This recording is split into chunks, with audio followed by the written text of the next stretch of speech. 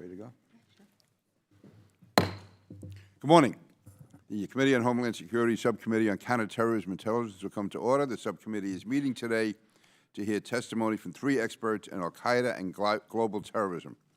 While the focus the past few years has primarily been on ISIS, we cannot forget and must not forget that al-Qaeda still has a global network intent on attacking the homeland. I'd like to welcome the members of the subcommittee, particularly my ranking member, Ms. Rice, and express my appreciation for the witnesses being here today. And I recognize myself for an opening statement, which I will keep brief. I'll ask that my full statement be inserted in the record because I do want to get to the testimony. When 9/11 changed the world, all emphasis was focused on al-Qaeda, and an excellent job was done in those early years in going after al-Qaeda, in taking away their base in Afghanistan, putting them on defense around the world, and then culminating in the killing of bin Laden in 2011. But I think if there's been a mistake made over the last several years by people, and this is not a partisan issue, it involves both parties, it involves spokespeople in both parties, is to emphasize ISIS. ISIS became the enemy. ISIS became the face of Islamist terrorism. The fact is, during this time, al-Qaeda was reconstituting, it was reinforcing itself, and now where ISIS is certainly on the verge of losing its attempted caliphate, it also is really on its heels right now. It's definitely on defense. But the fact is, al-Qaeda itself, al-Qaeda has been selecting new, younger leadership. It's become more media savvy. And it's positioned itself to, I think, in effect, reassume its leadership position as ISIS goes down. So I really look forward to the witnesses we're having here today. I think that we've, again, in the U.S., we like easy answers. Al-Qaeda was the enemy, we went after al-Qaeda. Now ISIS is the enemy, we're going after ISIS. The fact is al-Qaeda is still there. Al-Qaeda is extremely dangerous. And so, again, I look forward to the testimony from the witnesses. We had a brief chance to talk before. But, again, I think this hearing is particularly important because we now know how we let our guard down before 9/11. I don't want us to ever let our guard down again, and that's a concern that I have as ISIS is on the run and we take our eye off the ball of al-Qaeda. So with that, I look forward to hearing from witnesses the current state of al-Qaeda, an evaluation of their current intent, capability, the leadership structure, and their affiliated networks. And again, this is a critical time, and let's not make mistakes we've made in the past of claiming victory too soon. So with that, I now recognize the gentlelady from New York, Ranking Member Rice. Thank you, Mr. Chairman, for holding this hearing, and thank you to the witnesses who are testifying before us today. As we gather to discuss the evolution and the current state of core al-Qaeda and its affiliates, we know that there may be no clear-cut end to the war on terror, and particularly the war on this particular group, at least no clear end that we can see today. But we also know that we have made real significant progress in this fight in the 16 years since 9/11. The U.S., together with our allies and partners around the world, have severely weakened al-Qaeda's leadership and significantly reduced their power and operations here and abroad. As a New Yorker, I join the chairman as a New Yorker here. That means a great deal to both of us. And I want to say how incredibly grateful I am for all those who work so hard and sacrifice so much in this fight. First and foremost, our fallen heroes, service members, veterans, and military families, but also our diplomats and government officials and policymakers, everyone who has come together and done their part to defeat an enemy that has taken so many innocent lives. I think it's important to recognize that under the Obama administration, we saw the creation, evolution, and implementation of effective counterterrorism policies that helped lead to the deaths of several key al-Qaeda leaders, most notably Osama bin Laden, among others. But there is no partisanship when it comes to fighting terrorism, and while many of the tangible successes against core al-Qaeda came under President Obama, there is no question that President George W. Bush's administration helped to lay the groundwork for that progress. Days after the 9/11 attacks, President Bush reminded us that while our war on terror would begin with al-Qaeda, it would not end until every terrorist group that seeks to do us harm was found and defeated. I think it's fitting to remember that now, first because we know that the threat from other terrorist groups has grown in recent years, but also because al-Qaeda has not been defeated. They have not given up, and that threat has not yet been eliminated. So now, almost 7 months into the Trump administration, I believe it's critically important for the new administration to craft and implement real strategies for countering the resurgence of al-Qaeda, as well as ISIS and other groups that still pose a real and evolving threat to our homeland and to our allies and interests abroad. We need a serious, comprehensive strategy across our entire government. Fiery rhetoric and tough talk is not a comprehensive strategy. Whether you agree with the policy itself or not, I think we can all agree that a travel ban on a few Muslim countries is not a comprehensive strategy and could actually undermine our counterterrorism efforts by fueling propaganda campaigns. What we need is a serious, focused, long-term counterterrorism strategy that builds on all that we've learned over the past 16 years and guides us forward as we take on the evolving threats that we face right now and in the years ahead. I sincerely hope that people within the administration are working to create and implement such a strategy. I know that our committee would welcome the opportunity to engage in that process, and I look forward to hearing any input our witnesses have on what some priorities and goals should be as we look to the future of our counterterrorism efforts. Thank you, Mr. Chairman, again, and I yield back. Thank you, Ms. Rice. Other members of the committee reminded that opening statements may be submitted for the record. And without objection, I will introduce the statement of Chairman McCall, who has asked that his statement be included as part of the hearing today. Objection so ordered. We are pleased to have a distinguished panel of witnesses before us today on this vital topic. All the witnesses are reminded that their written testimony will be submitted for the record. And our first witness is Catherine Zimmerman.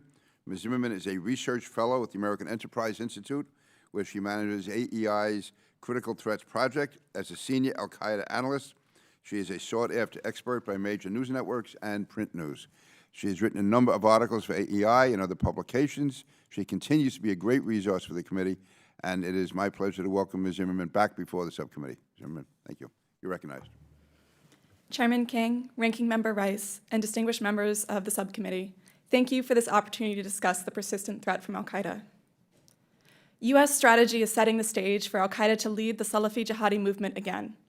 Al-Qaeda has adapted and evolved to exploit our own strategic weaknesses, and our strategy has changed little since 2001. U.S. policy no longer recognizes the seriousness of al-Qaeda's threat. The United States risks strategic surprise with al-Qaeda. Nothing indicates that al-Qaeda has altered its long-term objectives. Al-Qaeda's entrenchment into local conflicts is dangerous for the United States because al-Qaeda seeks to alter Muslim communities and unify them under its name in its violent struggle for Islam. Al-Qaeda is determined to bring war to the United States. Al-Qaeda is almost certainly refining and improving its external attack capabilities in order to deploy them against the United States at a future date. If current policy continues, Al-Qaeda will begin attacking the United States anew with orders of magnitude more resources, experience, and capability than it did on 9/11. I would like to highlight key points from my prepared statement today. First, al-Qaeda's focus on local wars is not a sign of its decline. Second, the al-Qaeda network is robust today. And third, ongoing trends will strengthen al-Qaeda. To my first point, the impression of al-Qaeda's weakness is a deliberate pose. Senior al-Qaeda leadership rightly determined that portraying global dissolution and publicly embracing local fights would create confusion in Western minds about al-Qaeda's strength and its threat to the United States. In fact, the West's prioritization of the anti-ISIS fight and the spread of civil wars and conflict in Muslim states gave al-Qaeda the freedom of operation to focus on strategic objective, the transformation of Muslim societies. Al-Qaeda deliberately localized to build a popular support base in key human terrain in the Muslim world. Al-Qaeda's leaders have been incredibly focused on gaining popular acceptance since the 1990s, but had failed repeatedly. Al-Qaeda seized the opportunity presented by the breakdown of states and governance across the Muslim world after the Arab Spring to finally win over the people. It seeks to buy support with its rebranding, softening its image and focusing on the local population. It is doing so by delivering much-needed assistance to fill governance gaps and by fighting alongside local militias in defense of the community.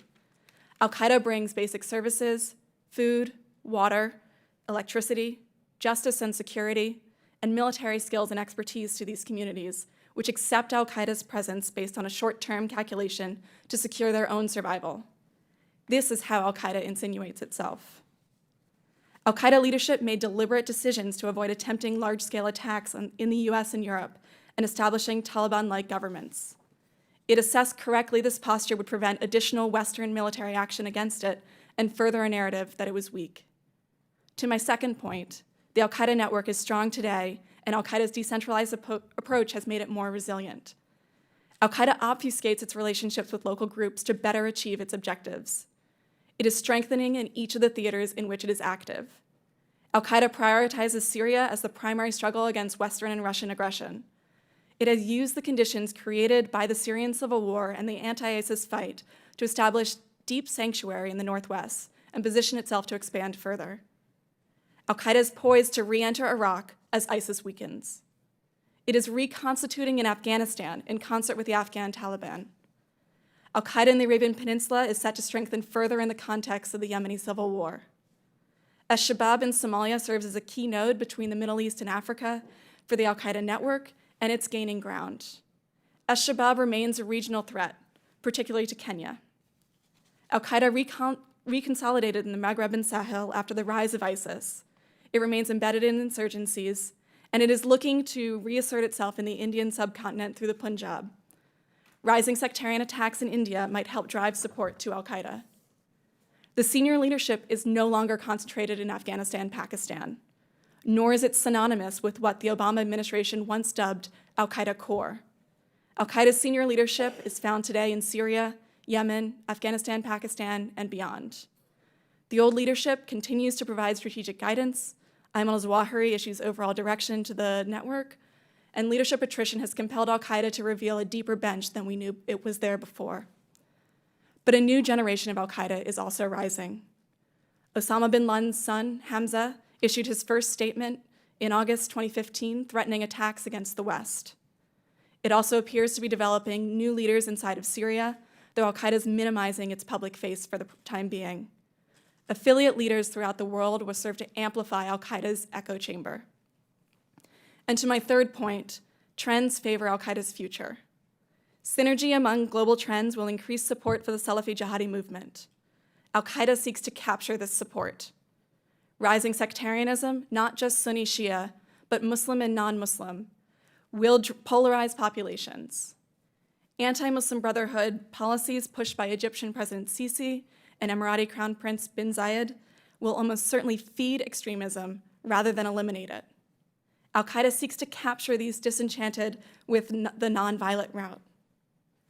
Al-Qaeda may continue to attack Russian targets for Russia's role in Syria. It may begin attacks against the Emirates because of the Emirati role in Yemen, and it may also start to focus on Egypt. We need to understand that al-Qaeda is prepared for the weakening of ISIS. ISIS galvanized a global movement, and it inspired a wave of fight-in-place attacks in the West, something al-Qaeda never did. But al-Qaeda seeks to recruit these individuals to its own movement and to capture the remnants of ISIS. Worryingly, the voices of pro-al-Qaeda ideologues have been amplified as a tool against ISIS to promote a more moderate group in al-Qaeda.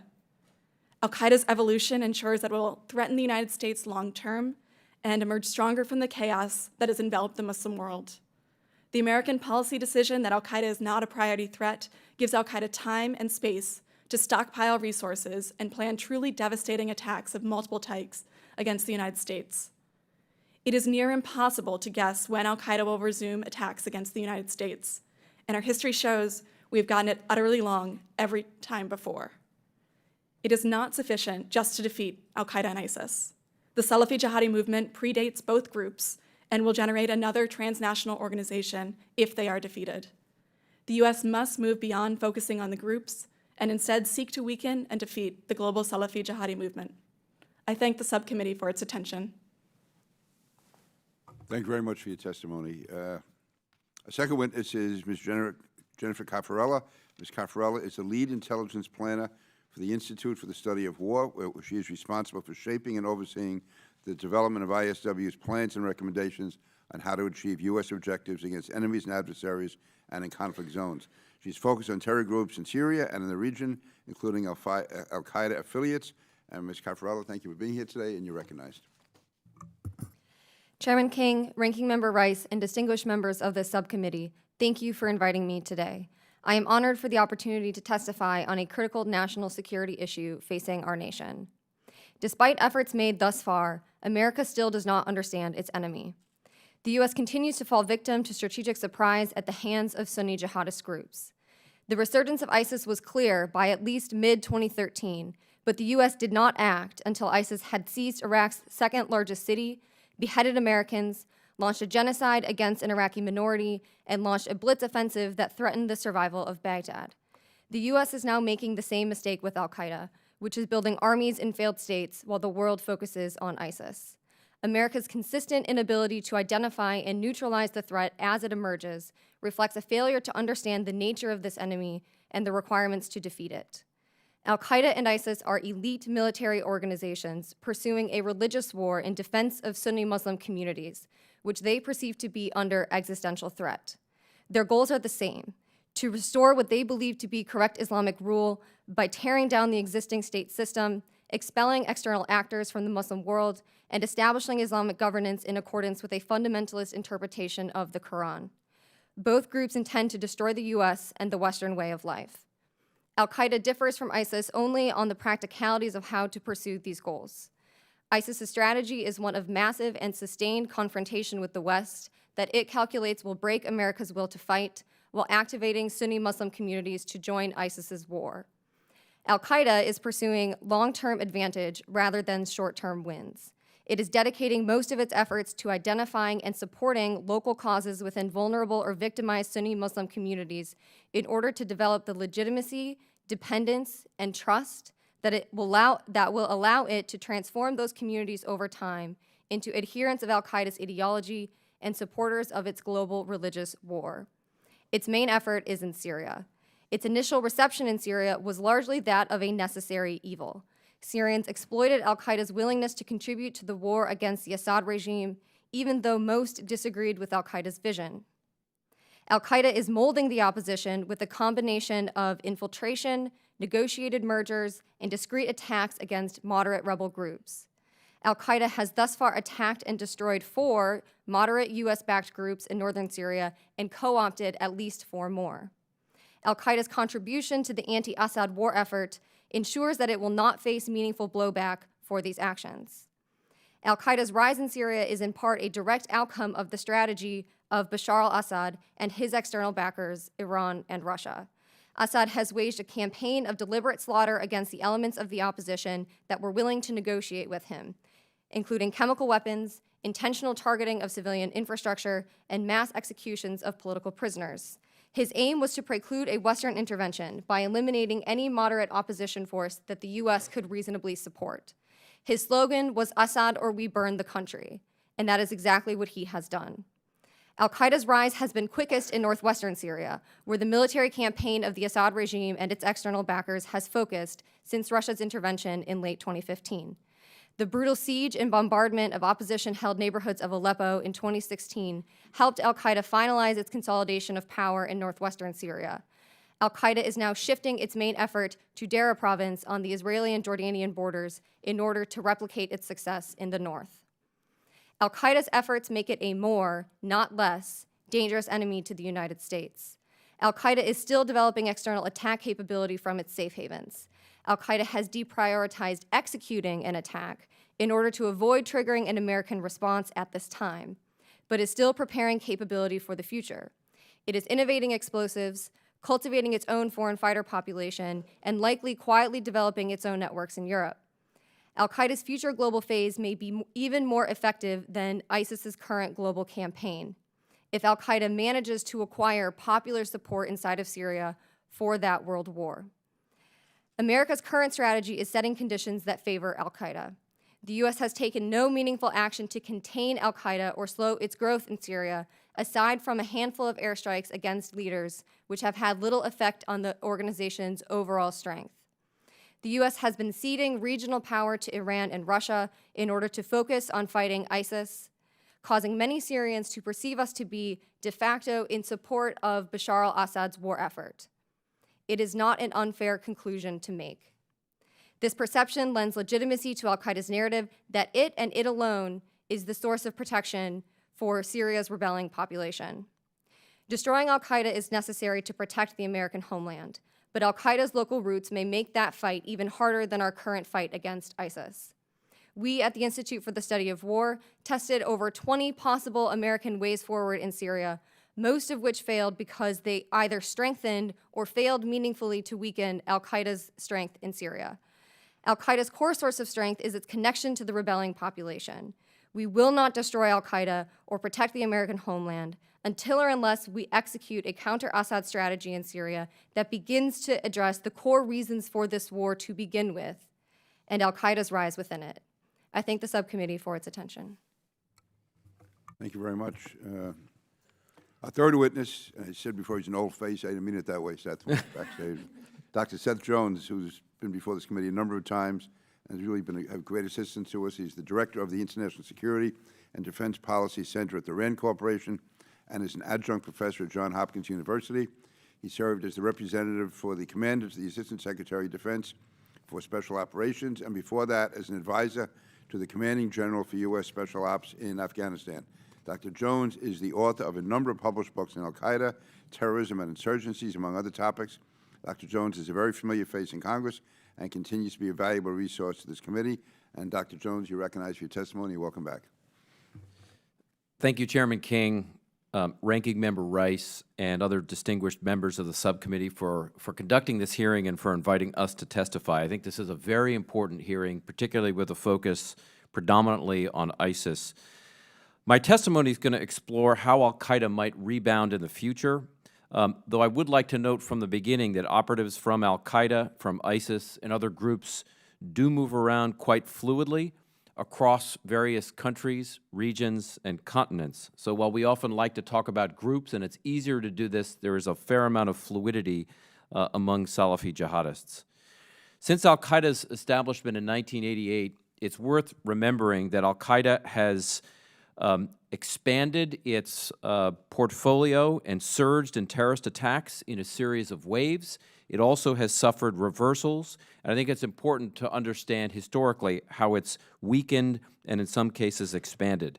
The first wave began in the 1990s and peaked around 2001 following the September 11th attacks.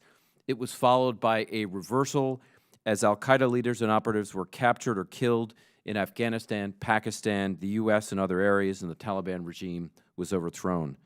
The second wave began to build around 2003, around the time of the U.S. invasion, and was then characterized by spectacular attacks across not just Iraq, but in Casablanca, London, the relationship of the North African groups with al-Qaeda in Madrid and other countries, and it was followed by a reversal around the time of the Anbar awakening.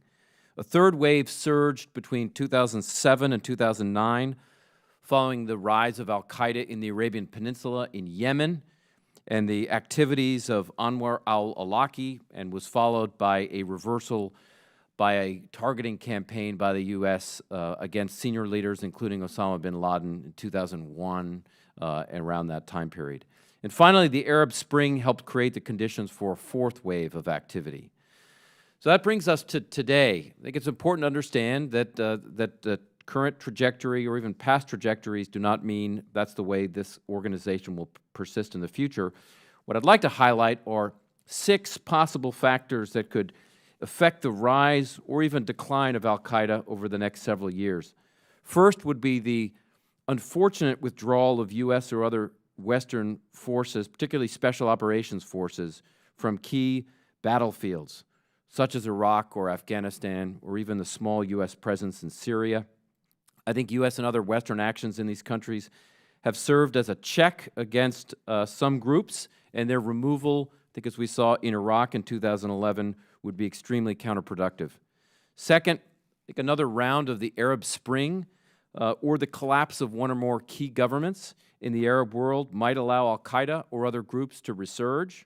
I think instability in countries like in Jordan or Saudi Arabia or Tunisia or Egypt could present potential problems and allow groups to establish sanctuary. Most people, I should note, did not predict the first round of the Arab Spring, and a second round would be potentially concerning for this subject. Third, one or more events that highlight the oppression or the perceived oppression of Muslims by Western governments could increase the possibility of a resurgence. The uncensored Abu Ghraib photographs began to appear on jihadist websites and were clearly used for recruitment purposes. I think an overreaction by a Western government following a terrorist attack on its soil could trigger a broader concern about a war against Islam, which I think would be counterproductive. Fourth, the rise of a charismatic leader, as we've heard as well, particularly by al-Qaeda, could help the organization revitalized. I think as I've looked at the organization over the past 2 decades or so, both bin Laden and al-Awlaki were successful in many ways for inspiring would-be extremists. Adam Gaddan from the United States was not. I think nor has, in my view, Ayman al-Zawahiri been particularly effective at inspiring people. But Hamza is an interesting case, whether he could certainly inspire a new generation of al-Qaeda recruits. Fifth, I think a large-scale conventional deployment of U.S. military forces to battlefields could increase the possibility of a resurgence by al-Qaeda or other groups. And then finally, I think the collapse of the Islamic State, and we're already seeing that to some degree, and the death of charismatic leaders like Abu Bakr al-Baghdadi could allow groups like al-Qaeda to rejuvenate or at the very least increase the possibility of some kind of a merger between fighters under an umbrella, whether it's al-Qaeda or a newly named organization. I think it's worth noting in conclusion that al-Qaeda is a different organization than what we saw certainly a decade ago or even 9/11. Probably less centralized, in my view. It's less focused for the moment on external operations. That could clearly change.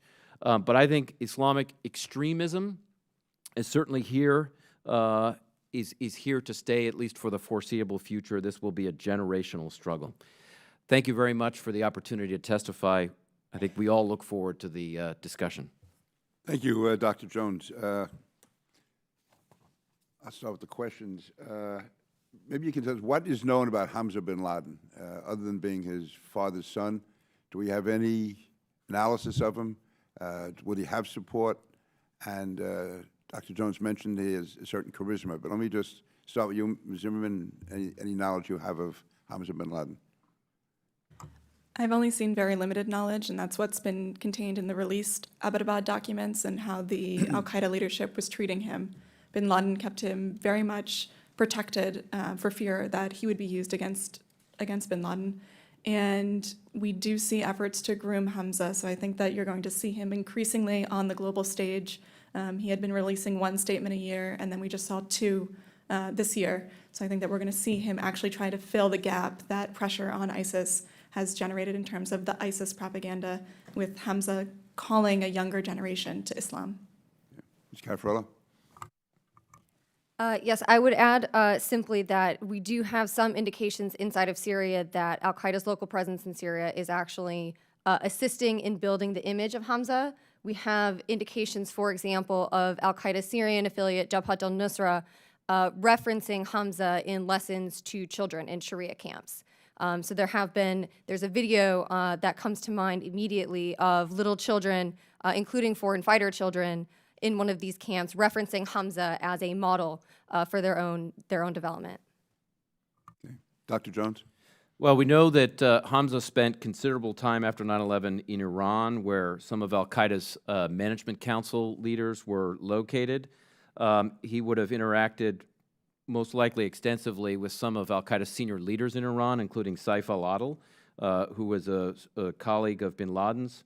I think when you look around al-Qaeda right now, it probably lacks a very strong inspirational leader across the board. It's got Mohammed al-Jalani in Syria. It's got some senior officials in Yemen. Bin Laden, with his Arab background, may represent, Hamza, with his Arab background, may represent someone that is more inspirational across multiple fronts, which is what al-Qaeda is trying to do. But I think he's untested in many ways. So I think it's unclear right now how well he is received by foot soldiers across al-Qaeda's affiliates. Are there any known competitors to him? Any rivals within the network? Well, I would say there are senior arrivals in the organization. I mean, just to take one, Saif al-Adil was served on the inner shura for bin Laden. He's most likely been residing in Iran. He's Egyptian, but whether he's a charismatic leader is certainly an open question. But I think he'd be somebody who would be considered a replacement for Zawahiri if he were to be killed. Two areas where ISIS made very strong inroads was in attracting foreign fighters and also in almost the psychological use of the internet. It seemed that they were able to go beyond the ordinary base and even appeal to people on the fringes of society. Does al-Qaeda, have they shown any ability to carry on that way? And I will start with Ms. Zimmerman. Al-Qaeda's ability to recruit foreign fighters is still much lower than that of ISIS because Al-Qaeda hadn't weaponized the internet, as you noted. But Al-Qaeda has sustained its networks to draw in foreign fighters to the various fights. It's prioritizing the network into Syria, seeing that jihad against the Assad regime as the primary fight for the defense of Muslims, and that is how Al-Qaeda globally is characterizing the Syrian fight. I expect that Al-Qaeda is still drawing on that population in. It has networks inside of Europe, which I know that Jennifer can explain more fully. And I think that we're at risk of minimizing the concept that these foreign fighters aren't going to go anywhere if ISIS disappears, where a lot of them aren't mobilizing just for ISIS. They're mobilizing because they see the Salafi jihadi movement, the requirements to defend the Sunni, as being something obligatory upon themselves. And ISIS's call right now is loudest, but it is not the only one. Cafarella. Absolutely. So I would add one example, which is that many of the foreign fighter units actually that ISIS has been deploying against Europe, many of those were originally al-Qaeda units and ended up flipping jerseys, so to speak, after the schism between al-Qaeda and ISIS. This is noteworthy in one particular way, insofar as we have open source information about the ISIS bomb makers in Europe, the individuals actually building the explosives used in the high casualty attacks such as Paris and Brussels. Those bomb makers in many instances have been originally trained by al-Qaeda as part of al-Qaeda's foreign fighter program and local war effort inside of Syria. So I would highlight that as a particular overlap and risk. Al-Qaeda does still have its own foreign fighter units inside of Syria that fight on the battlefield, are recruiting, and have actually begun to deploy back to their home countries. I have less open source information about active al-Qaeda deployments into Europe, although I suspect that they are there in terms of foreign fighter returns. But we do have instances, most notably the Turkestan Islamic Party, which is a Uyghur foreign fighter group that al-Qaeda inside of Syria has recruited, trained, and then begun to deploy back home. The way that al-Qaeda, my final point is the way that al-Qaeda harnesses actually the media coverage of the Assad regime's brutality is of particular concern.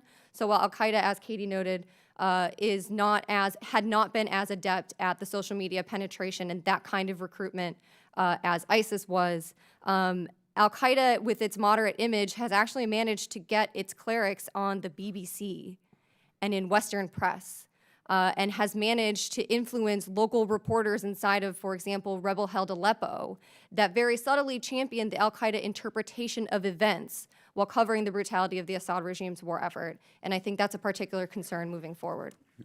Dr. Jones. Just briefly, 2 points. One is that I think al-Qaeda has had some trouble inspiring people in the West to conduct attacks. Most of the individuals that I have looked at that have conducted or plotted attacks have generally been inspired by, or at least have noted their inspiration by ISIS. I think that in part reflects Zawahiri's less than charismatic view, and probably also reflects ISIS's control of the caliphate, which attracted a number of individuals. But I would highlight a couple of exceptions. One is Awlaki still from the grave is inspiring individuals, and we can see that in individuals that have plotted or conducted attacks in the West. There have been connections with Yemen. In the Charlie Hebdo attacks, Sharif Kouachi did train with al-Qaeda in Yemen. And we see with the Boston bombings, and I think we'd see more recently, cases where magazines like Inspire are facilitating or helping people build crude bombs. So I think there are ways that al-Qaeda certainly has reached its hand in, even though it has not been, in my view, as effective as ISIS in inspiring. to this date anyway. Thank you. Ms. Rice? Thank you, Mr. Chairman. I'd like to start with you, Dr. Jones. You mentioned, when you gave the list of 6 factors that could affect the rise of al-Qaeda, you mentioned one or more events that highlights the suppression of Muslims by the West. And I wonder if you can tell us what effect you think the travel ban has on al-Qaeda's recruitment capabilities and how it relates to that one point that you made about actions of the West that could give rise to the resurgence and continued power of al-Qaeda. Thanks. That's a good question. I think on the travel ban, I think it's a little early to know the impact that it's had. I mean, when you look at the jihadist social media sites, it certainly has been highlighted by a number of groups as a cause for attempting to inspire individuals to conduct attacks. Whether and to what degree that's been successful is unclear right now. I still think it's important to consider a range of other variables and looking not just at the travel ban, but other variables like U.S. actions overseas, pulling out or putting in large numbers of forces. I think my final point would be just in terms of the travel ban itself, when you look at most plots and attacks in the U.S., and there was a pretty good report that came out of GW, George Washington University, recently, most of these have been done by individuals that did not come into the United States as refugees. They were Americans that radicalized. So there will be a large chunk of potential threats that will be well outside of this ban. And I would also note that there are a range of countries not on it that I think a range of us would be concerned about, including Pakistan and Afghanistan. This morning I was at a breakfast where we spoke with the Afghanistan's ambassador to the U.S., and he was talking about how al-Qaeda, ISIS, a bunch of these terrorist organizations are really, truly alive and well in Afghanistan, and there are instances of them working together, whereas maybe they didn't before, and they're not being so ideological, maybe as you would think that they would. They're not as much in competition as they are trying to maybe work together. So this is really a question to all 3 of you. And this is just in Afghanistan, but I'm sure that, you know, obviously there are a joint presence in Syria and elsewhere. To what extent do you see that? Is it competition? Is it coordination? Is it a combination of the two? And how do we address that? We can start with you, Ms. Zimmerman. It's an excellent question, and I actually think that we've done a disservice to ourselves by talking about the competition between al-Qaeda and ISIS, because the competition between the 2 groups is literally it's minor ideological disagreements that are within the Salafi jihadi ideology. They both share the same end state, and it's the leadership levels that are arguing over what the right strategy is and how to pursue it, where the Islamic State believes that you need to build the state at the same time as military conquest, and that the conditions are set today for that. And al-Qaeda has a much longer term strategy to build the conditions in order to emerge victorious. I would say that acting against ISIS has somewhat validated al-Qaeda's strategy. But at the lower levels, even at the group level, the affiliate level, and certainly at the foot soldier level, it's not an ideological competition. It is not a place where you can draw a line between an ISIS fighter and al-Qaeda fighter. Most of the local fighters are fighting in support of their local community, or because the group is paying them, or because it happens to be the only group that is acting against the government or another source of grievance. And they're not as concerned with this idea of the Islamic State or of the idea of al-Qaeda. Certainly the foreign fighters make a distinction, but the local fighters in each of these conflicts don't. What we saw after the rise of the Islamic State was that the al-Qaeda network remained very cohesive, and the groups that were on the periphery, the ones that didn't fully share al-Qaeda's strategic doctrine, were the ones that split to ISIS, not because they thought that ISIS was better, but because ISIS had delivered what they were looking for, it delivered the caliphate, and it had delivered it with access to resources. And so what we saw were fighters flipping inside of Yemen because the ISIS fighters were making twice as much as the al-Qaeda fighters were. We can see fighters flipping inside of Libya and elsewhere, because to declare the caliphate in Sirte, Libya, immediately generated attention to their cause and drew in additional fighters. And we need to understand that both al-Qaeda and ISIS are part of the same movement, which is on the rise, frankly, and that if we were to just focus on the groups, we're going to end up with the same problem of strengthening one over the other. And that's why we need to draw back and actually depress both al-Qaeda, ISIS, and the movement writ large. Ms. Cafarella? Yeah, absolutely. Thank you for the question, because I agree with Katie. I think it's a very, very, very important one, especially at this phase as Mosul falls and Raqqa hopefully will follow. The best example, the word actually I would use to describe al-Qaeda and ISIS inside of Syria, but it scales globally, is deconflict. Al-Qaeda deconflicts its operations with ISIS in order to avoid actually expending resources fighting a near peer that is pursuing the same goals. Al-Qaeda actually was in control of most of southeastern Syria along the Euphrates River Valley, southeast of Raqqa City, the terrain that ISIS now controls in 2013. And in 2014, Al-Qaeda basically handed that terrain over to ISIS and withdrew in order to use its resources against the Assad regime in western Syria rather than contest ISIS in southeastern Syria. So I think that's a very good example, actually, of the pragmatic decision-making from al-Qaeda's perspective. The second is that al-Qaeda benefits from ISIS's existence because ISIS's brutality allows al-Qaeda to seem moderate in comparison. So al-Qaeda actually needs ISIS in some respects to be as successful as al-Qaeda has been in pitching to Syrians, but also disenfranchised Muslim communities elsewhere that, hey, ISIS is extreme. We're just al-Qaeda. We're here to defend you and your families. And that narrative is incredibly powerful. And without ISIS to compare themselves to, they would have a harder time with that narrative. So I would highlight that for your consideration. Dr. Jones? I agree with what my two colleagues have noted. Two quick comments. One is I do think there's a fair amount of both competition and cooperation. On the competition side, to take your Afghanistan example, ISIS was severely pushed back in southern Afghanistan and in Helmand and Farah province, thanks to both the Taliban and al-Qaeda that were operating in the south.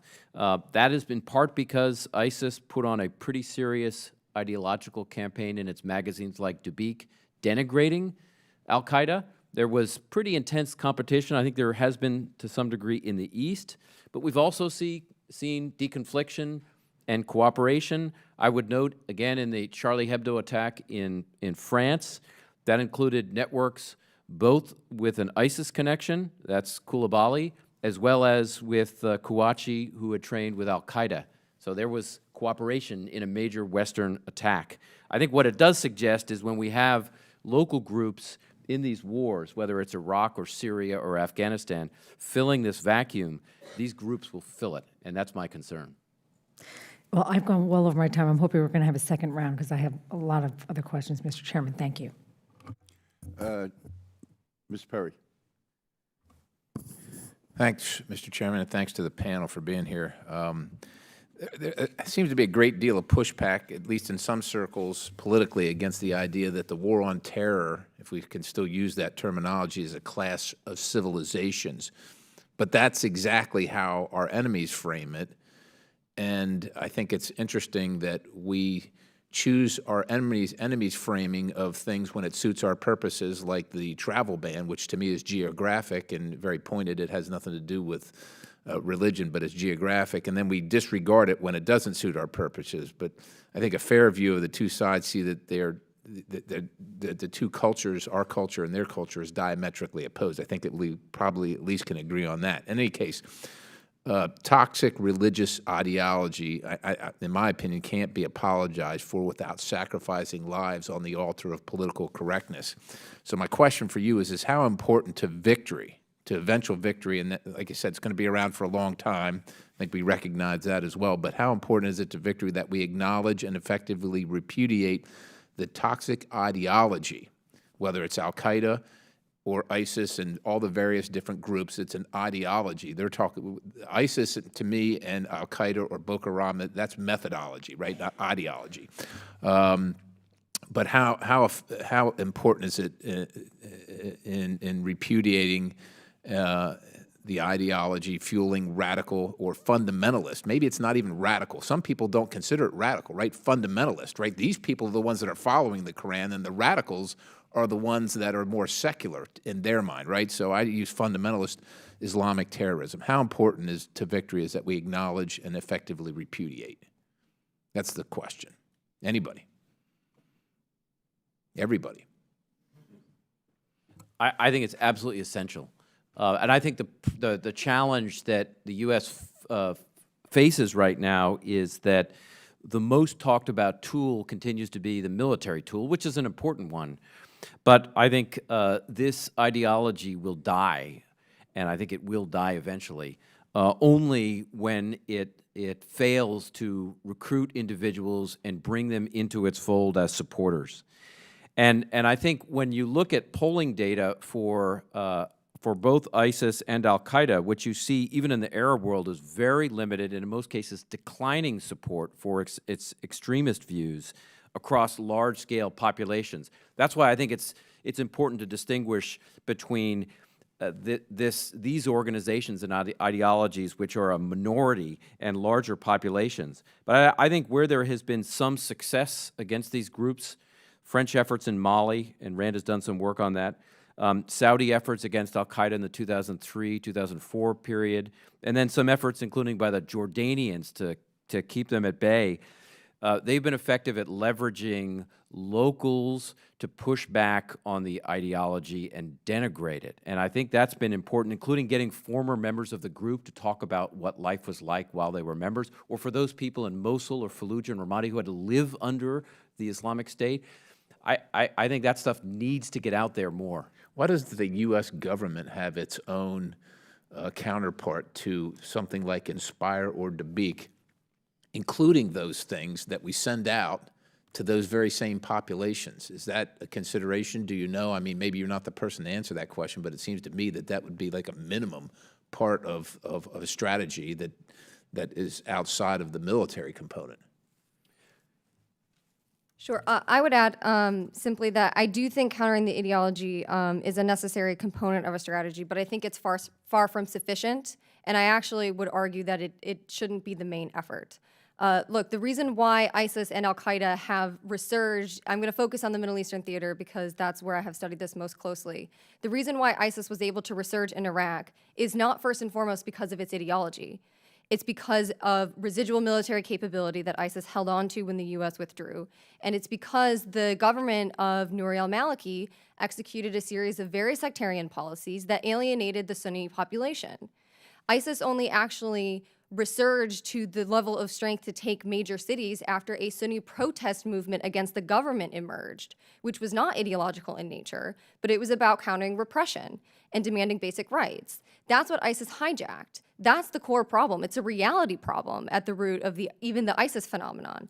I don't mean to discount the importance, again, of engaging with the ideology, but only to say that if we focus solely on the ideology, we will fail to address the roots of the actual problem. So I'm almost out of time for round one, but since, in my opinion, and you're the expert, I'm not, but since ISIS didn't necessarily, the genesis isn't necessarily in Iraq, but it's more in Syria, right, and then moved into Iraq, didn't that sectarian situation with Maliki and the oppressive policies towards the Sunnis just offer the opportunity for ISIS to move into Iraq, take the territory, and continue with the ideology as opposed to being I think in your argument you're somewhat contending that that is the genesis of ISIS, where I would contend it's not. Sure.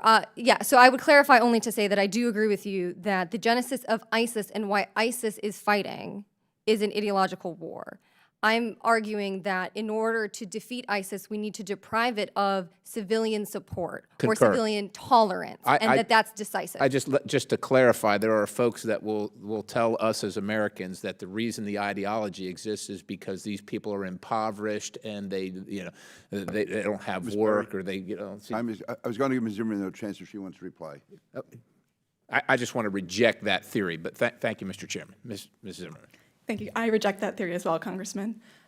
So I think that to answer both of your questions, one, the United States shouldn't have the counter to Dabiq or Inspire because it's not our role to inform what ideology is correct And I think that that voice is actually quite strong in the Muslim majority world, where mainstream Islam rejects the tenets held by these groups, by Al-Qaeda and ISIS, almost entirely.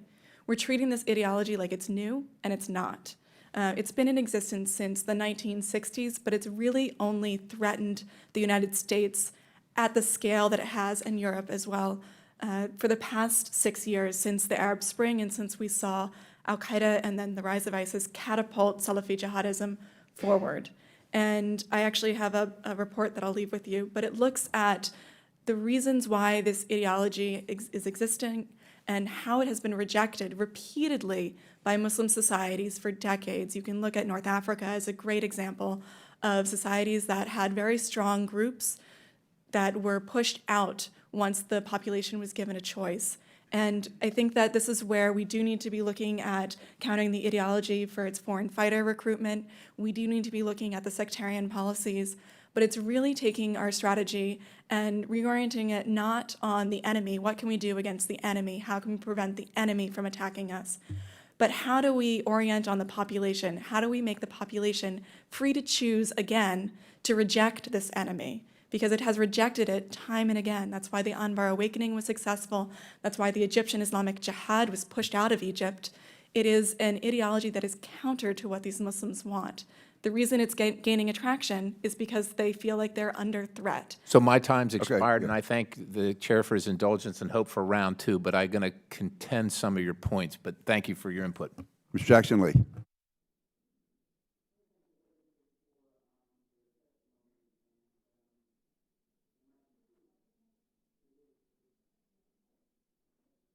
Sorry. Let me thank the witnesses for their testimony. There might be two of us on this panel that were here during the Iraq War. And I would say, Ms. Cafarella, you are right, if I pronounced your name correctly. It was the aftermath of the Iraq War that some of us opposed, but the removal of Saddam, that was a given. But then his guard, who some might say desired to just work. And when that was completely banished and forbidden by our policies, they were driven, in quotes, I'll use this terminology, into the underground and became the fodder for ISIL, or at least the armored individuals for ISIL. But as Sunnis, you're right, the leadership of Iraq, rather than try to embrace all of the Iraqi people, including the Shiites and the Sunnis, get them working. It got rid of all of the civil servants that happened to be Sunni, and certainly there probably should have been some vetting. And that added to, I think, what the mixture is that has carried forward. Am I correct in your assessment on that, or your thoughts on that? Yes, I would largely agree. So let me say that my interest, both in this committee and the work that we have to do, is the protection of the homeland. And I think that's our focus, albeit that we are connected to the world. So I'm going to ask questions that, if you'll be kind enough to just yes or no, and then I want to pursue some line of questioning Dr. Jones with you, and I thank all of you for your testimony. Is it your belief that focusing our policies such that we create the framework for protecting the homeland is crucial? Ms. Zimmerman, I just need a yes on the record or no. Yes. All right, Ms. Cafarella? Yes. Dr. Jones? Thank you. So I want to ask the question, under the present climate that we have, hopefully the success that we have now with Mosul and moving ISIL out, though I think that they will find another cave to be in. Dr. Jones, what is the extent of the potential of recruitment on our shores? How active would ISIL attempt to be on our shores with recruitment? Would they find that to be an effective tool that they could penetrate some of our populations and make them recruits? Well, I think there's no question when you look at what ISIS leaders have said, including what they've published, that they would love to recruit individuals in the U.S. homeland for either inspired or directed attacks. I think their comments on this are unambiguous. And let me not leave out Al-Qaeda. Would they also be in there? Because there are a number of I call them subsets or subcommittees, subgroups. Would they likewise potentially engage in that? Again, I think there is no question, like ISIS, Al-Qaeda would like to inspire attacks, and I would just note that the name of Al-Qaeda in the Arabian Peninsula's magazine is Inspire for this very reason, and it's written in English for this very reason. Then we have a point that I will be getting to. I'm on the subcommittee on cybersecurity. Been talking about it for a decade, as I know some of my colleagues I have as well. That is the new weaponry from my perspective. Right now, we're engaged in a vigorous discussion of Russia's large footprint on this whole question of cyber weaponry, which is obviously taking resources, not from, but our intelligence community has to utilize resources for a entity, a KGB, that we would normally just want to know that we disagree, know that we have different political philosophies, but would like to find a common path. I assume that we could work on certain issues, but we are ramped up to shore ourselves against the cyber weaponry that Russia is using, elections and others. Can you comment on the threat of cybersecurity and the imbalance or the difficulty of trying to shore up against Russia's intrusion that then makes us either, and I don't want to suggest it, but less attentive maybe on the issue of the cyber weaponry that can be used for used by the likes of these various known terrorist groups? Dr. Jones? Sure. I'm not an expert on Russian cyber operations, but the broader issue, there have been some efforts by jihadist groups, including ones we're discussing here, to conduct operations, cyber operations. I still think the more serious threat along this line is the inspiration or the attempted inspiration through social media of individuals in the West, including in the United States. And in part, I think, and I'm happy to go in this direction if you want, there's a much more serious partnership with the private sector, I think, that needs to occur, both on the attempted inspiration on the cyber side, as well as on communications between groups through encrypted apps that is critical as well. Well, what I know that you would not have all the expertise, but what I was suggesting is with the resources that our intelligence community has, being now having to focus on Russia's attacks on us, then we have these known terrorist groups that we should be focusing on as well. You would agree with that? I would certainly agree and think that there are threats to the U.S. coming from both state and, in this case, extremist actors. My last question is, and I think you made mention of this, and I think this is a very astute point that you made. First of all, we cannot fight this with a, how should I say it, a non-military terminology, boatload of weapons, or fight conventional wars to end terrorism. And so the idea of countering violent extremism, both in terms of potential recruits here in the United States, or young people, or a social network, how crucial is that we not abandon that in terms of protecting of the homeland? I think it's absolutely an essential component to protect the homeland. I have a piece in the Wall Street Journal yesterday which looks at the ISIS threat in Iraq and notes that ISIS has a plan B and C to use some of the Sunni grievances to continue to inspire people to conduct attacks. So the military instrument is certainly a part of this, but I think efforts by the FBI, the Department of Homeland Security, and not just for monitoring individuals, but for working with local communities in the United States to identify potential extremists and to work with the U.S. to protect their own cities and communities is essential. Well, let me thank you very much. I look forward to working with you because I think that is spreading across this nation in terms of provokers, provoking Muslims, then the idea of people buying into, I have to go for the fight, or I have to be part of this fight against America. I think it's crucial that we engage in countering violent extremism. Thank all the witnesses for their work. The gentleman from Texas, Mr. Hurd. Thank you, Mr. Chairman. And I'd also like to thank you. There's many things that I have to do in the course of a day. This was something I wanted to do because I follow and read all of our panelists, what they write about. So thank you all for being here. And my first question is to you, Ms. Cafarella. When you talk about how in Syria, Al-Qaeda is proving or showing that they're the only group supporting the local population. I saw similar things with Lashkar-e-Taiba and Jaish-e-Mohammed during my time in Muzaffarabad, Pakistan, and that the U.S. needs to have an anti-Assad strategy because Assad is the reason that there was a civil war. Assad is the reason that ISIS grew in Syria. In your opinion, what should be the tenets of an anti-Assad U.S. strategy?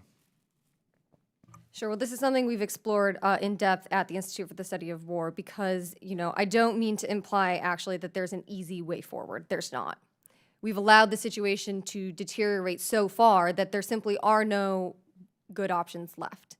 The Iranians have forward deployed to an unprecedented level, for example, inside of Syria now, in addition to the Russian deployment. So this is a very difficult problem to unriddle.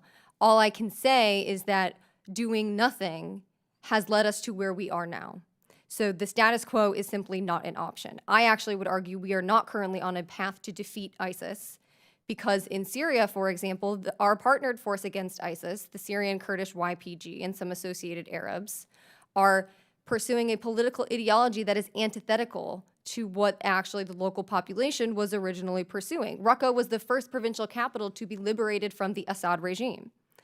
We are now helping the Kurdish force in place a new political ideology that it's an open question whether the locals will even accept. So we need to begin, but I would submit to you that we actually need to begin by rectifying our ongoing efforts against ISIS as the first place. We're currently doing more harm than good. We need to reorient our anti-ISIS effort and develop a larger regional, actually, and global strategy to contain the Russians and Iranians in order to create opportunity, actually, to set the kind of conditions we need to inside of Syria to ever set conditions for either a negotiated end to this war or some kind of interim, actual cessation of hostilities that endures. We've never been close to that outcome. Thank you. Did either one of the other panelists have an opinion? Then great. Then Dr. Jones, I'll turn over to you or ask this question. You talk about one of the things that will ensure Al-Qaeda's return to prominence is Arab Spring or the collapse of another government in the Arab world. Where are you most concerned of that happening, and where do you think that is most likely to happen? And I recognize the answer may be the same for both, but I'm curious in your opinion there. Well, again, I think it would be a concern to see a second round. I don't think it would guarantee the return or the resurgence of Al-Qaeda, but would certainly increase the probability of a resurgence by Al-Qaeda or other groups. I think there are a number of countries I'm concerned about or would be concerned about. The war spilling over into Jordan, but I think they've been pretty good so far. Egypt, in part, economic and other conditions triggering broad unrest. The one I would highlight, though, would be based on its next door and proximity to Libya is Tunisia. It's a country that the United States has spent some efforts trying to stabilize. It's the first and potentially the most important. It's the first democratic country as part of the Arab Spring. It's been under severe strain because of its location next to Libya and the large number of returning foreign fighters coming there from Iraq and Syria. I think it's a very fragile situation right now, and it would be concerning. I think it would be headlined as the first democratic state in the Arab Spring destabilizing. Thank you. And I'm going to slip in a final question to you, Ms. Zimmerman. A question I often ask folks that are experienced in this area. What day do we celebrate when it comes to the global war on terrorism? Or ending, I should say, the global war on terrorism? Congressman, that is a very difficult question, as you know. I don't think that we celebrate at the defeat of ISIS, and I don't think we celebrate at the defeat of Al-Qaeda in whatever form it is. I think we celebrate when we have enabled the Muslim world to stabilize and to reshape what is legitimate and responsive governance in the failed states that we see, where that is the de-escalation of conflict inside of Mali, inside of Libya, in Somalia, in Yemen, Syria, Iraq, Afghanistan, and preventing the collapse or the disintegration of the states in Egypt, in Niger, in Tunisia, watching Algeria very closely, looking at the Indian subcontinent because it is incredibly restive but not reported on, and recognizing that we have key interests in the broader stability of the region. And I think that once we reduce the grievances, the popular grievances that are different in all of these contexts, I recognize, and I'm advocating a very complex and challenging solution. But once we recognize that those grievances are reduced, I think then the Salafi Jihadi movement moves back into the shadows, and then we can celebrate victory. Thank you, Mr. Chairman. I yield back the time I do not have. Thank you, Mr. Hurd. At least you acknowledged it. Gentleman from Massachusetts, Mr. Keating. Thank you, Mr. Chairman. I'd like to thank the witnesses. Dr. Jones, in your written testimony, in your conclusion, you said Al-Qaeda is a different organization today than it was a decade ago. It's less centralized, less focused on external operations. One point you put in parentheses, at least for the moment. And secondly, less popular. Can you first give us some examples of what you think has made them less popular, something that we should be aware of and maybe try and build on? Sure. The available, and it's limited, polling data from places including Pew indicates decreasing popularity. And so the question is, why? That may be partially a result of what some perceive as the successes, at least up until recently, of ISIS in establishing territorial control and declaring a caliphate, that unlike Al-Qaeda, some had gravitated towards ISIS because they had territory and substantial amounts of territory to show for it. That may be one key reason. Obviously, that's changing quickly. Right. Well, thank you.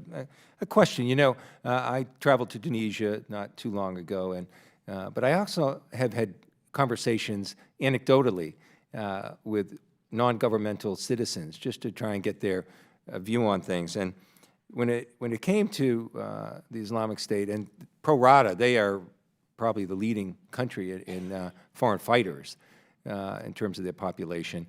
But this person explained to me that there really wasn't initially any radicalized view, that the economy is so bad that there's no alternatives, and that ISIS would come in and be able to say, well, we're going to take care of your family if something happens to you, we're going to support you.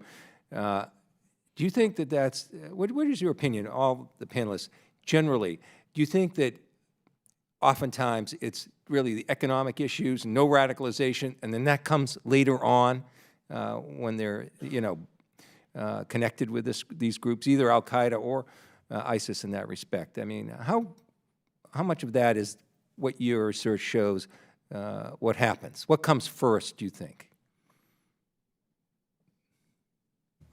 I don't think that radicalization comes first for most of the fighters, with the exception of, I think, Western foreign fighters, where they are radicalized before they leave. Within the context of the Arab Muslim fighters that flow into ISIS and Al-Qaeda, some have radicalized, some haven't, but you're right to point out the differences. I wouldn't say that poverty or unemployment or a youth ball, which is actually causing the draw and the radicalization. I think that both ISIS and to some degree Al-Qaeda exploit the gaps, and they're able to use different ways to draw people in where it's... And what kind of ways? It's the lack of opportunity. So it's the salary. It is the ability for Boko Haram to pay fighters, young males, enough money so that they can then leave Boko Haram. Are they and making get good on those married. promises? They are. And this is, there are different reasons why people fight. It's to defend their community, to defend their livelihood, and in Syria and Iraq, many times it's to defend their lives. I would simply add that to say, one of the reasons why Al-Qaeda is powerful on the ground is often because it's viewed as less corrupt, and in many instances it is. So the Free Syrian Army suffered a lot of corruption and mismanagement, actually, that provided an open door for Al-Qaeda. But the real risk, I think, in terms of transitioning from pragmatic support to ideological support in Syria is actually the sense of profound injustice that many Syrians feel for what they have endured for the past over 6 years. And my concern is not first and foremost that Al-Qaeda is going to convince the entirety of the Syrian opposition to go to war with America, but rather that the next step that Al-Qaeda will make is to convince Syrians not to fight against global attacks, Yeah, for like- Syrians to perceive... Yeah, with the AQAP, for instance, it was a breakdown of local services, and then Al-Qaeda has been moving into that, offering that stability. Is that a concern Absolutely. in So Syria, too, as things break down? Absolutely. So Al-Qaeda does provide that kind of stability services, everything. But the thing I'm worried about is Al-Qaeda resuming external attacks at some point, and Syrians saying, well, we've been suffering attacks for 6 years and nobody cared. So why should I care whether Al-Qaeda attacks abroad? Yeah. Thank you. Just a quick question that has been, I don't think, asked. Quickly, Bangladesh. What are your concerns with Bangladesh? We don't hear that much about that, but I think it's a concern. I think there's no question it's a concern if you look at the increasing levels of violence that have been perpetrated by groups associated with Al-Qaeda in the Indian subcontinent as well as ISIS in Bangladesh. We have a range of the conditions we've already talked about on this on this panel: weak governance, economic challenges, opportunities for fighters, and its proximity to both Pakistan and Afghanistan, active war zones that make Bangladesh of concern. Thank you. Any other comments? I just want to offer one anecdote, which is the centrality of the Syrian conflict in all of these war zones, where an NGO worker relayed to me a story of why he asked Muslims in Bangladesh why there's radicalization, and the response they got back was not jobs or unemployment or questions about the government, but the question was, what is the United States doing in Syria? And I think that we do need to recognize the ripple effect that our actions have had in terms of the perception that we've abandoned the Sunni inside of Syria. Great. Well, thank you. I yield back, Mr. Chair. Thank you, Mr. Keating. We'll go for a second round of questions. Is that okay with you? Great. Okay. In the immediate aftermath of 9/11, and certainly several years afterwards, Al-Qaeda was definitely the center of the jihad world. Today, assuming ISIS continues to decline, what is Al-Qaeda's relationship with AQAP, with Boko Haram, with al-Shabaab, and other groups that may be in the jihadist world? Oh, I can start. I mean, the core has clearly been weakened. I think there's been some movement of some of the key people from Pakistan into Afghanistan to take advantage of some territory that's been taken by the Taliban and other groups. I would say there's a fair amount of autonomy that exists with Al-Qaeda in the Arabian Peninsula. There's still some strategic guidance, I would say, from senior leaders in South Asia, including Ayman al-Zawahiri. Al-Shabaab, very concerning links between its intelligence and external operations unit, the Amniyat, and Al-Qaeda in the Arabian Peninsula. Shabaab is mostly regional, but it continues to have a close relationship with Al-Qaeda to some degree and Al-Qaeda in the Arabian Peninsula.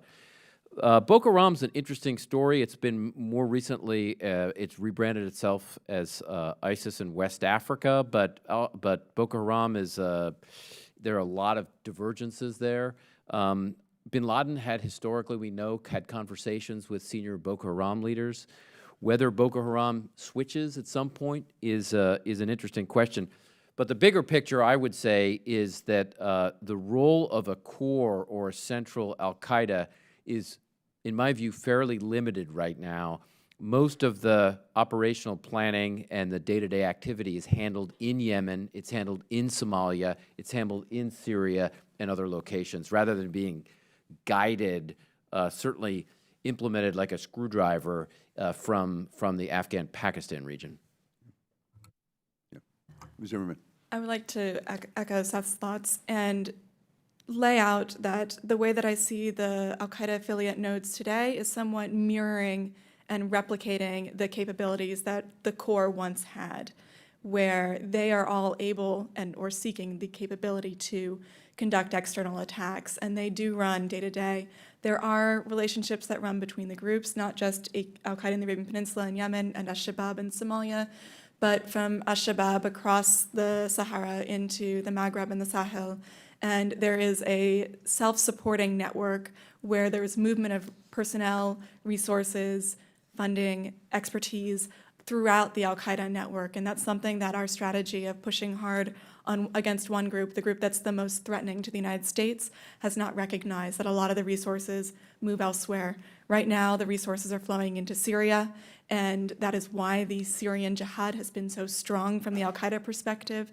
But we are looking at conditions where it will be able to use the safe havens it has in Africa in particular to reconstitute globally and push forward. I think there's resilience within the network that we just haven't recognized. I would simply add briefly that the affiliates are also coordinating with each other. So you often get joint statements actually by Sharia figures and religious clerics within AQIM, AQAP, and Nusra inside of Syria. So they're also developing out that echelon and enabling it to communicate and coordinate with less oversight and input actually from the senior leadership echelon. Thank you. I don't have much time left, but you may want to get back to me in writing on this, but talk about Syria and if ISIS is defeated or if ISIS is vanquished there. What is the optimal, realistic result for Syria? I don't want to be impinging on the turf of the Foreign Affairs Committee, but from the extent of marginalizing al-Qaeda, of reducing al-Qaeda, what is the most we can realistically hope for if there's such a thing as a final settlement in Syria? Sure. I would say briefly it depends first and foremost on what timeline you're talking. So I think my concern is that the U.S. will try to pursue a Syria-wide outcome in the next 5 years that I do not assess as possible actually to achieve. So I think we have to be very humble about how much influence we currently have. Even in 5 years, you don't. Even in 5 years, yes. Because look, we still have a ground war against ISIS, which is going to take years. And we haven't even started operations against al-Qaeda. We haven't even started operations to contain the Iranians or undertaken any effort really to do that. So we're a very long way. But I do want to leave you with a hopeful note, which is that it took over. I've been waiting all morning for one. Yeah, it took over 6 years of absolutely horrific violence against the Syrian population, almost completely unchecked, for us to have this big of a jihadist problem. That's good. This was originally a pro-democracy uprising. It took insane conditions that these populations were living under until these groups, these ideological groups, were able to grow this strong. That does give me hope, actually, that it is possible to change this, recognizing how far we have come and how far we have yet to go, but giving that hope where it is due. Okay. Seth, yeah. Dr. Jones? I think in terms of optimal cases, I think if one is looking at trying to dampen down the terrorist threat, so that's ISIS and to some degree al-Qaeda through Jabhat al-Nusra. A situation where U.S. efforts between Raqqa and Deir ez-Zor along the Euphrates River Valley, that ISIS loses territory, and what gets put in place are organizations that's most likely to be sub-state actors, Kurdish, Sunni, Arab, that effectively do not allow notable nodes of Jabhat al-Nusra other fighters into that area. And the Syrian regime continues to operate against Idlib and other areas where we have al-Nusra. So that would mean a dampening both in the east and the west against ISIS. The concern is that the U.S. will, with its special operations forces, continue to work with the SDF and then leave after ISIS loses its territory. And in its place, we may go back to 2013, where we'll see a push back into that area from rebels that have been mostly focusing on the east of, in the west of Syria, Nusra or other organizations. That'd be my worst outcome. a move to fill that back into that vacuum. So part of this hinges on who stays in play in along the Euphrates River Valley. Ms. Rice. So, I mean, the common theme here, and it really, this is not a political statement because I was, pretty critical of the previous administration's lack of a plan in Syria, and that's just continuing with this administration. So this is not a Republican or Democratic thing. We've got to come up with a plan. But one of the overwhelming themes that, I hear from this panel is that it's clear that terrorist organizations are able to flourish in areas that lack strong governmental institutions. We are dealing with a budget now where the present administration wants to cut the State Department's budget by 30%, and we have a Secretary of State who's saying, I'm fine with that. So that causes me great concern in a number of areas, because here we're talking about, Ms. Zimmerman, you talked before about how al-Qaeda is very, very good at going into local communities and providing them life services, right? Water, food, electricity, to gain their loyalty. And I juxtapose that to Dr. Jones, your comment before, and your list of things that could actually make things worse is, you quote, a recurrent theme that large-scale conventional deployment of U.S. troops to a battlefield could aid in increasing the strength of these terrorist organizations. So if that's going to make it worse, and a lack of American presence, i.e. money, personnel, non-governmental organizations that are supported by our money, how do you square that? I mean, Mattis himself said, if you take away the budget of the State Department and you decimate that, then I'm just going to have to buy more bullets, basically. So and again, this is not a political statement. We have to figure out exactly what the mix is. It is not just solely, it's not either or, right? You have to show that you have a strong and ready military. But I think the first step should be investing, like al-Qaeda is, in these local communities so that we can strengthen them where they are. And so we can address the issue that way. So that was just a mini therapy session right there of me just getting my confusion here about what we do. What do we do with this? And I would ask all three of you, who are obviously very learned in this area, if you could just give us a little insight on your thoughts about that. Well, you've laid out the challenges very well, and I think it is a big problem. It's part of the strategic weaknesses that I referenced that al-Qaeda is exploiting, where U.S. personnel have withdrawn from areas that are insecure, and they are made insecure partially by the presence of these groups, or the departure of American personnel enables the arrival of these groups into the space. I think that we do need to add some robust support to the State Department for its efforts. I think that we also need to pressure the State Department to start accepting more risk for its personnel, where in an era today where our diplomats are only active inside of an embassy behind a wall means that they are not talking to the power brokers that are involved in the conflict. They don't understand what is going on the ground. Our embassy for Yemen is, I've heard, fewer than 20 people. That means that we don't have enough people to talk to the Yemenis who are looking for a resolution to the civil war. Everyone knows the conflict in Yemen doesn't have a military resolution to it. Everyone knows that the Yemenis are looking for that political solution, and that meanwhile al-Qaeda is growing inside of Yemen, and yet we're not actively shaping the space for that dialogue to happen. In terms of addressing the places where al-Qaeda is delivering services, I think that I just want to reframe it from governmental institutions, which is obviously how our government works, state to government institutions, and look at it from governance, where a lot of these local communities have systems to mediate conflict, have systems to ensure that the population doesn't starve. So the robustness and resilience within the community itself is reliant upon governance and not the government institution inside.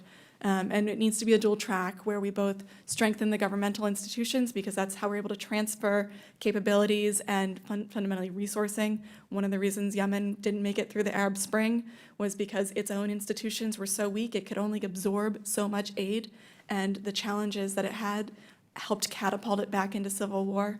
But also the governance at the bottom level where, particularly in Yemen, we saw local populations asking for support against al-Qaeda, and because they were not the state, there was no actor that stepped in besides al-Qaeda to support them. And that's the place that we really need to find how to operate in that gray space. I would add just briefly that it matters not just if we have a State Department effort, but also what we do with it. So I'm going to give you one positive and one very negative impact that the U.S. has had inside of Syria through that effort. The positive one is that we have been doing a lot of programming actually in rebel-held Syria to support civil society and local NGOs, and political groups that are connected to the moderate opposition. That investment is very important because it did slow al-Qaeda down. It was not enough to defeat al-Qaeda, but it was very important in keeping alive that thread within the opposition that al-Qaeda and Assad and the Russians and the Iranians have all been trying desperately to destroy. So that's positive. The negative thing is that the U.S. has been backing the Geneva process for a negotiated settlement of the war long after it became clear that the Geneva process would never actually result in a negotiated settlement to the war, because Assad has never had any intent to negotiate. And the longer he has held on, the more the terrorist threat has been real, and the less power those opposition figures willing to come to the table have had. And actually investing in the Geneva process as long as we did actually made true the al-Qaeda narrative that Syrians should never expect the West to be helpful even in negotiations, that Syrians can only expect to experience war. So I would highlight that actually as a damaging use of State Department resources.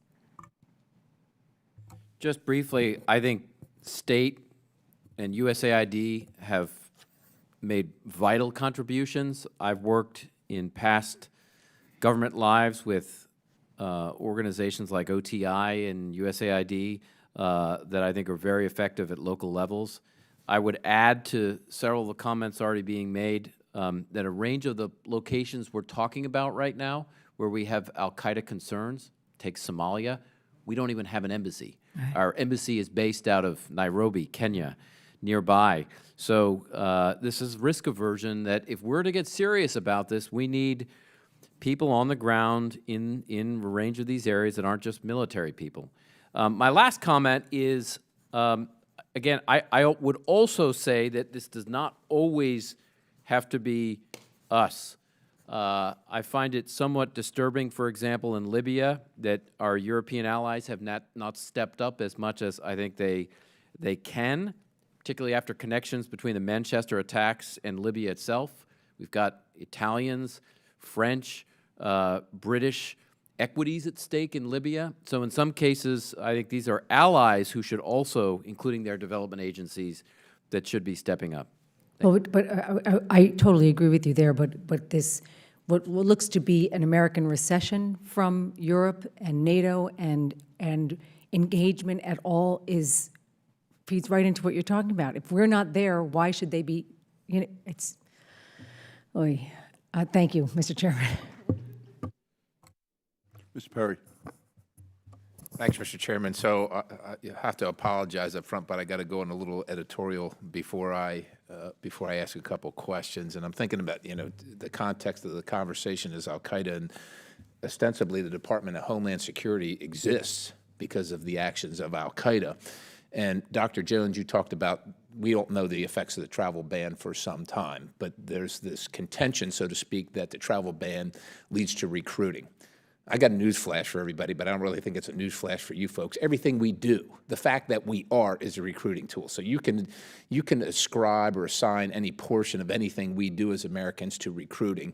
I read a book called America Alone about 10 years ago about the demographics of Europe, right, and how it was already lost 10 years ago, and now we're seeing the fruits of the labor that of their policies and their actions. And I think the travel ban seeks to, a geographic travel ban seeks to provide some time and space to ensure that the vetting process is correct so that we don't wholesale, as Europe has done, import the essential elements, right? You said that the attacks in America haven't come from the refugees or the people that have come directly. Well, in Europe, at some point, they could say the same thing, but years on with Sharia courts, with no-go zones, this is what they have fostered. This is what they have sown, right? And so what America is saying and what the travel ban is saying, we want to take a breath, make sure we're doing the right thing so we don't sow those seeds, right? That's to me what that's about. Ms. Zimmerman, I couldn't agree with you more that America shouldn't be the one that provides the counter to Dabiq and Inspire, but your contention that the Muslim world is opposed to this and they have been vocal in that. Maybe they have been to some extent, but in my opinion, it hasn't been successful, or we wouldn't be here, right? And when I think about Saudi Arabia, Wahhabism, Salafism, and the wholesale exportation and funding of that, and let's not just pick on the Sunnis. Look, the Shia and the knife intifada and the publications and so on and so forth. Somebody's got to lead, and apparently these folks aren't, or if they are, they're doing a poor job at it, and we're suffering the consequences. That's my point. But I get some of your points. I just wanted to give the counter to that. Moving on to a couple questions here. Al-Qaeda in Iraq, once there's a vacuum, once ISIS is fully defeated or generally defeated in Iraq, and Iran's Shia component seeks to reestablish its network for guns and for ammunition and supplies through Syria and so on and so forth. Is Al-Qaeda going to play in that space? Do they care? Are they going to try and reserve some of that, or are they just going to allow Iran to have that wholesale? Just as a curiosity, what can we expect? Do you know? I do expect Al-Qaeda, ISIS, it still holds cities. But we haven't actually addressed the core grievances, again, that originally gave rise to ISIS. So it's unclear to me whether Moslawi Sunni civilians are going to trust the government in Baghdad now. That still remains to be seen. That's still a vacuum, and Al-Qaeda will attempt to exploit it. So you have Al-Qaeda clerics, for example, in Syria already discussing the Iraqi government among the list of the enemies of the Sunni people. So I think that's a given. Where, how, and when they are able to activate that capability, I think, remains to be seen. Fair enough. And in the context of the whole hearing generally, we have the perception, I do at least, and I just want you to verify it if you can, because I've heard from other people in your community, Al-Qaeda is at least as strong, if not stronger, from an operation, maybe not operationally, but organizationally, their affiliates around the globe, et cetera, as it was on September 11, 2001. Is that true or not true? I would say it's true and even worse because, again, at least in Syria, they're perceived increasingly as having the moral high ground. That's a capability that they didn't have at the same scale. Okay. Finally, Al-Qaeda and the Muslim Brotherhood. Does anybody want to make the connection? And I put this in the context of the Holy Land Foundation investigation and trial, the unindicted co-conspirators, and the fact that those folks were left go, and in many respects, at least in many opinions, they have reconstituted themselves doing the same things under different names in Illinois. So I just want to see if there's a context that you want to inform the audience about regarding Al-Qaeda and the Muslim Brotherhood. Yeah, just briefly, two comments. One is most of the areas where I see Al-Qaeda or its affiliates operate, I don't see a major coordinated relationship, particularly between senior members of the organization and the Brotherhood. I've seen Al-Qaeda operate with other groups, including Salafi jihadist groups. But when I look around Iraq and Afghanistan and Syria and Libya, I don't see a notable what I'd call partnership. But let me just say that there is, and I think all of us have said this here, a lot of fluidity among extremist groups across Africa, Northeast, West Africa, the Middle East, and into South Asia. And so we do see partnerships among extremist groups, whether it's Al-Qaeda, ISIS, the Brotherhood, and others. Like, just so in that context, even though it might not be the strongest of bonds and maybe it's fluid and maybe it's a little here and a little there, there's a stark difference. There's a great contrast between people, whether they're in the Muslim Brotherhood, who collaborate even loosely with terrorist and terrorist organizations, and nations, nation-states, individuals, organizations who eschew that, who don't get involved at all. And so my point would be even a loose connection is problematic because the Muslim Brotherhood, you know, we can't get a declaration that they're a problem here in Congress because, oh, I don't know, look, a big fan of the King of Jordan, but he's got to work with those people, like, you know, because they're in his, you know, in his government. That's his problem. I think the United States ought to take a stand. They're wandering around our country, and they have this loose affiliation. How long do we wait until there's a strong affiliation? Do we wait? And how is that in our best interest? That's my position, but if you got something to countervail that, I would certainly like to hear that, because I don't want to be wrong, but I think I'm right. Do you have anything to offer? I think that, not directly on that point, I think the Muslim Brotherhood and Al-Qaeda and ISIS disagree primarily on the means to achieve their end state. So the advantage is that the Muslim Brotherhood seeks to use only political means. And when you look at the Salafi ideology that both groups are part of, that is a high minority within the Muslim world. There are very few Salafis percentage-wise, and the Muslim Brotherhood has not been able to gain additional support. The risk that I see in isolating the Muslim Brotherhood, in removing the political track for resistance, is that you then give those who believe that this is what they should be doing the only option of violence, and that actually drives support to the other end of the spectrum. And I think that we can look at the events in Egypt and the discussions that we're seeing, not at the old guard within the Muslim Brotherhood remain against the use of violence, but the younger generations that didn't see the failures that violence brings are starting to talk about it a little bit more. So I don't want to be difficult for the sake of being difficult. Time of the gentleman's expires. We can wrap it up, okay? Yes, sir, Mr. Chairman.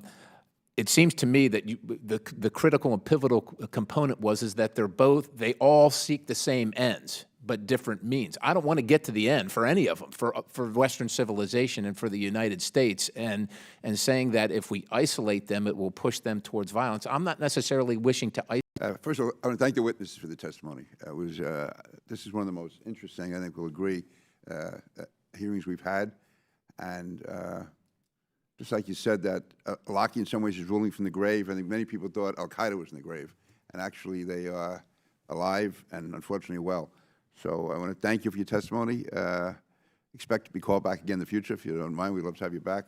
And anyway, members of the subcommittee may have some additional questions to the witnesses, and we would ask you to respond to those in writing. And pursuant to Committee Rule 7D, the hearing record will be held open for 10 days. Without objection, the subcommittee stands adjourned. Thank you very much.